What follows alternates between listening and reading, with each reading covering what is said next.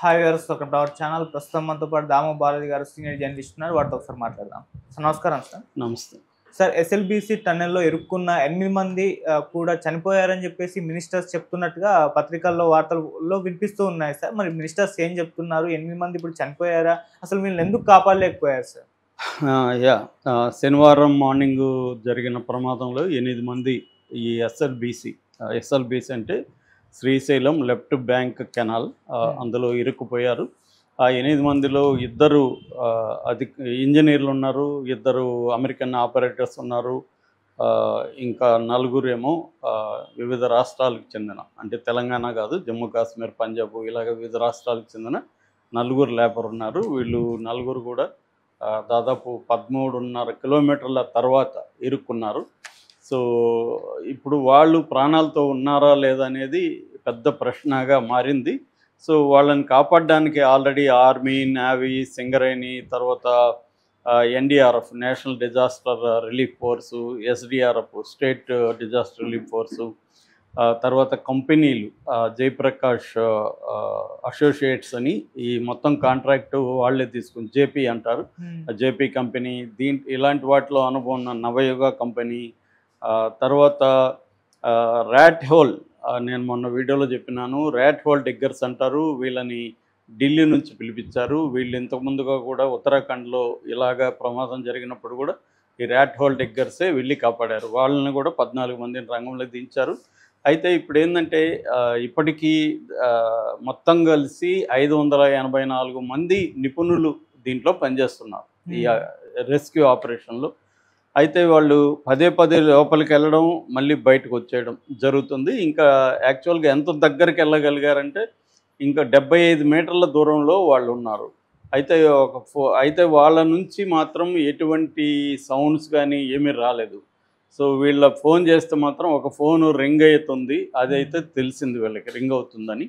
ఏంటంటే వీళ్ళు ట్రైన్లో వెళ్ళాలి అక్కడికి. ఇప్పుడు ఆ ట్రైన్ కొంత దూరం వరకు వెళ్ళగలిగింది, 13 కిలోమీటర్ల వరకు. తర్వాత దాంట్లోకి వాటరు, బురద అంతా వచ్చేస్తుంది. దాంతో అక్కడ ట్రైన్ ఆపేసి వీళ్ళు కన్వేయర్ బెల్ట్లో ముందుకి వెళ్ళగలిగారు కొంతవరకు.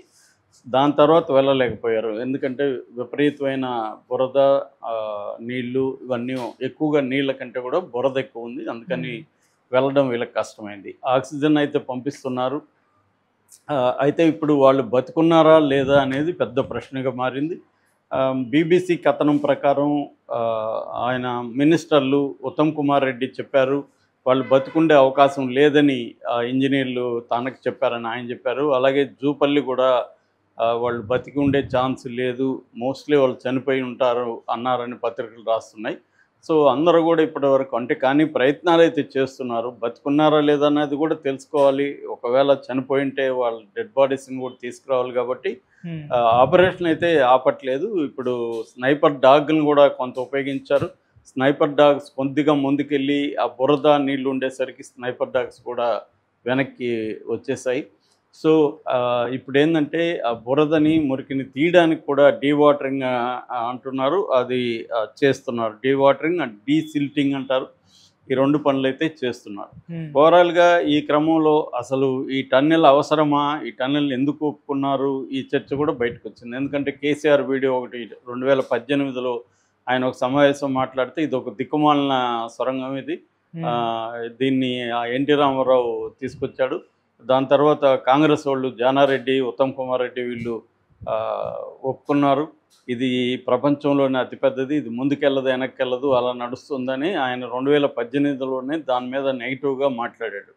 యాక్చువల్గా ఇప్పుడు చాలా వివరాలు బయటకు వచ్చాయి. అసలు ఇది ఎవరు ఓపెన్ చేశారు, ఎవరి హయాంలో జరిగింది, దీని వివరాలు ఏంటి, అసలు డ్రిల్లింగ్ ఎలా చేస్తారు, ఇది అవసరమా లేదా అన్న చర్చ ఇప్పుడు బలంగా జరిగింది. యాక్చువల్గా ఇది వైఎస్ రాజశేఖర రెడ్డి 2005లో దీన్ని ప్రారంభించారు యాక్చువల్గా. సో దాని తర్వాత కొంత ఇది బేసిక్గా ఏంటంటే నల్లమల ఫారెస్ట్లో వెళ్ళి శ్రీశైలం వాటర్ నుంచి నల్గొండ, ఉమ్మడి మహబూబ్నగర్ జిల్లాలకు దాదాపు 4 లక్షల ఎకరాలకు ఇది నీళ్లు అందిస్తుంది. అట్లాగే 1000 గ్రామాల్లో ముఖ్యంగా 517 నల్గొండలో ఉండే 517 ఫ్లోరైడ్ గ్రామాలు, అక్కడ ఫ్లోరైడ్ అనేది ఎక్కువ వాటర్లో ఉంటుంది. అందుకని ఈ వాటర్ని ఆ గ్రామాలకి తాగునీళ్ళుగా ఇవ్వాలనేది కూడా ఈ పథకం ఉద్దేశం.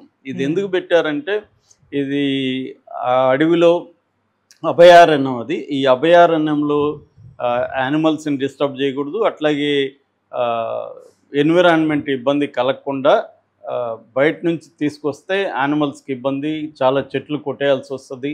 అందుకని కలగకుండా వీళ్ళు సొరంగం తవ్వాలనేది ప్లాను. ఇది మొత్తం దాదాపు 44 కిలోమీటర్ల పొడవైన సొరంగం. ఇది ప్రపంచంలోనే అతి పెద్దది.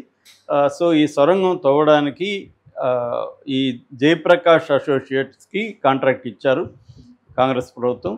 ఇస్తే వాళ్ళు ఏం చేశారంటే ఈ ప్రపంచవ్యాప్తంగా ఇలాంటి సొరంగాలు తవ్వడంలో ఎక్స్పర్ట్ అయిన రాబిన్స్ అనే ఒక అమెరికన్ కంపెనీకి వీళ్ళు ఇచ్చారు. ఇప్పుడు రాబిన్స్ ఇది మొత్తం వచ్చి రాబిన్స్ అయితే రంగంలోకి దిగింది. మొత్తం 4,637 కోట్ల వర్త్ అనమాట ఇది ఈ సొరంగం. అంత ఖర్చు అవుతుంది. ఆల్రెడీ 2,689 కోట్లు ఖర్చు పెట్టేశారు. ఇంకా 1,948 కోట్లు అవసరం అని చెప్తున్నారు దీనికి. ఇది ఇంకా దాదాపు ఇది మనకి చెప్పాలంటే ఉమ్మడి ఆంధ్రప్రదేశ్ ఉన్నప్పుడు 52% సొరంగం కంప్లీట్ అయిపోయింది. తెలంగాణ ఏర్పడినాక ఈ 10-11 ఏళ్లలో ఓన్లీ 24% మాత్రమే అయ్యింది అన్నమాట. సో ఇంకా అవ్వాల్సి ఉంది. ఇంకొక 76% అయింది. ఇంకా 24% పెండింగ్లో ఉంది. సో ఇదేంటంటే ప్రతి 400 మీటర్లకు కూడా 14 కోట్లు ఎంతో అవుతుంది. ఒక్కొక్క వెరీ కాస్ట్లీ వ్యవహారం. దీనికని ఏంటంటే TBM అంటారు. TBM అంటే tunnel boring machine. Tunnel boring machine అనేది మామూలుగా 43 కోట్ల నుంచి 850 కోట్ల వరకు ఉంటాయి. డిఫరెంట్ మిషన్స్ ఉంటాయి. సో ఇది కూడా దాదాపు 500-600 కోట్లు అని చెప్తున్నారు. ఈ 2 మిషన్లు తెప్పించారు దీనికోసం. ఒక మిషన్ తెప్పియాలంటే 2 ఏళ్ళు పడుతుందని చెప్తున్నారు. ఎందుకంటే ఆ పార్ట్స్ అన్నీ తీసుకొచ్చి ఆన్ సైట్ అసెంబ్లింగ్ చేయాలి. 2 మిషన్లు అంటే ఇటు ఇన్సైడ్ అండ్ అవుట్ సైడ్, ఇటు నుంచి పోతుంది, అటు నుంచి వస్తుంది. అలాగా ఒక మిషన్ ఏంటంటే ఇలా వెళ్తే మళ్ళీ వెనక్కి రాదు, ముందుకు వెళ్ళాల్సిందే. సో లేకపోతే దాన్ని నిప్పాలి. సో అది పరిస్థితి. ఇది వచ్చి డబుల్ షీల్డ్ మిషన్ అని చెప్తున్నారు.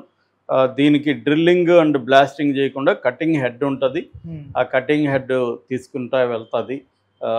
దీన్ని ఆపరేట్ చేసుకుంటా వీళ్ళు వెళ్తారు. మట్టి నీళ్ళు వచ్చినప్పుడు మాత్రం అది ఇబ్బంది అవుతుంది. ఇలా మధ్యలో ఎక్కడ గ్యాప్ లేకుండా చేస్తున్నారు. ఇదే దీనికి ప్రాబ్లం కూడా. మధ్యలో ఎక్కడైనా పెట్టి ఉండాలి, అవి పెట్టలేదు వీళ్ళు అనేది ఒక విమర్శ. ఇంజనీరింగ్ నిపుణుల నుంచి వస్తున్న విమర్శ ఏంటంటే కంప్లీట్ టనల్ చేశారు కానీ మధ్యలో ఒక అవుట్లెట్ లాంటివి పెట్టి ఉంటే ఇప్పుడు రెస్క్యూ అనేది కూడా ఈజీ అయ్యేది. ఆ రెస్క్యూ లేని పరిస్థితి అయితే ఉంది. ఎందుకంటే ఇటు నుంచే వెళ్ళాలి, ఒకే వైపు నుంచి వెళ్ళాలి, అది కష్టంగా ఉందని చెప్తున్నారు. సో ఇది ఇప్పుడు జరిగింది వచ్చి ఆమ్రాబాద్ అభయారణ్యంలో ఈ ఇన్సిడెంట్ జరిగింది. సో ఇంకా 75 మీటర్లు వెళ్ళగలిగితే వస్తుంది. ఈరోజు ఎండ్ లోపల అవుతుందా లేదా అనేది కూడా చూడాలి. కానీ ఇప్పుడు అన్నిటికంటే ఏంటంటే 8 మంది ప్రాణాలతో లేరు అన్న వార్త మాత్రం వినిపిస్తుంది. అది కన్ఫామ్ అయితే కాదు కానీ ఇప్పటి వరకు, ఎందుకంటే 75 మీటర్ల దూరం అంటే వాళ్ళు బతుకుంటే సౌండ్లు ఏమన్నా వినపడాలి కదా. సో వినపడట్లేదు. అంటే వీళ్ళు చెప్తున్నది ఏమంటే బురద దాటి కానీ వాళ్ళు ఒక ప్లెయిన్ ప్రాంతం ఉంది, అక్కడ కానీ ఉంటే వాళ్ళు బతికే ఛాన్స్ ఉంది. కానీ బురద వైపు ఉంటే వాళ్ళు వెనక్కి వెళ్ళలేరు, ముందుకు వెళ్ళలేరు. సో వాళ్ళకి ఆక్సిజన్ కూడా మళ్ళీ వీళ్ళు అయినాక పునరుద్ధరించారు కానీ అప్పటికే ఆక్సిజన్ వాళ్ళకి అందకుండా బిగినింగ్లోనే చనిపోయి ఉండొచ్చు అనేది వీళ్ళు ఇప్పుడు నిపుణులు చెప్తున్నారు. ఇది ఒక దురదృష్టకరమైన సంఘటనగా చెప్పుకోవచ్చు. ఇది ఆపేసినాక మళ్ళీ కాంగ్రెస్ ప్రభుత్వం, ఎందుకంటే బీఆర్ఎస్లో ఆపేశారు దీన్ని, మళ్ళీ కాంగ్రెస్ ప్రభుత్వం వచ్చి దీన్ని పునరుద్ధరించింది. ఈ మధ్య కూడా వర్షం ఇవన్నీ ఎక్కువ పడడం వల్ల అది ఆగిపోయింది. మొన్ననే ఒక 2 వారాలకు ముందు మాత్రమే అది మళ్ళీ స్టార్ట్ చేశారు వర్క్. సో ఇప్పుడు దాని నుంచి అక్కడ యాక్చువల్గా 50 మంది వెళ్తే 8 మంది ఇరుక్కున్నారు, మిగతా వాళ్ళు 42 మంది బయటకు వచ్చారు. వాళ్ళతో కూడా మీడియా మాట్లాడుతుంది. వాళ్ళు ఏమంటున్నారంటే ఇది డేంజర్ అని మేము చెప్పినా కూడా వినలేదు. మమ్మల్ని పనిచేయమని మా కంపెనీలు రాబిన్స్ కంపెనీ చెప్పింది.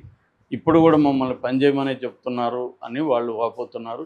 ఏదేమైనా మొత్తం ప్రాజెక్టు మీద రివ్యూ అయితే జరగాల్సిన అవసరం ఉందనేది